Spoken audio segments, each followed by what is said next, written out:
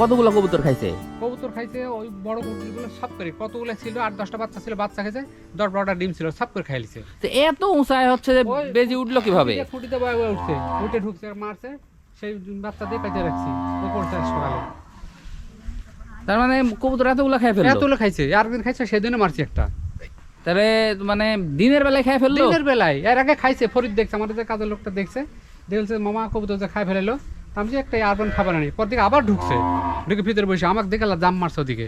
তাহলে মানুষজন আছে, তারপরে ওই ছিল ঘাস কাটছে গরুর জন্য। মানে এই জায়গাতে তাইলে আপনার আর কি কি উপদ্রব? যেমন আপনার ভিডিও দেখার পরে মানুষজন সাপ সাপ করতে করতে পাগল হয়ে গেল, আপনার পিছনে সাপ দেখা যায়। আমি তো সাপ হ্যাঁ, দেখি। তো এই জায়গায় কি সাপের উপদ্রব অনেক বেশি? না না, অত কই, এই সেদিন একটা মারছি, গোমা সাপ এখানে মারছি। আচ্ছা আচ্ছা, ছোট বাচ্চা। আচ্ছা আচ্ছা। তা আশেপাশে সাপ আছে। সাপ আছে? আছে, হ্যাঁ। এখন সাপের অত্যাচার, বেজির অত্যাচার, তাহলে তো খামারে তো আপনার বিপদ। না না, ওর বিপদ আমি মনে করি না, ও ভয় লাগে না আমাকে। সাপের কিছু মনে হয় না? না না, ও কি করবে, ওর মনে করে থাকবে, আমার মনে আমি থাকবো।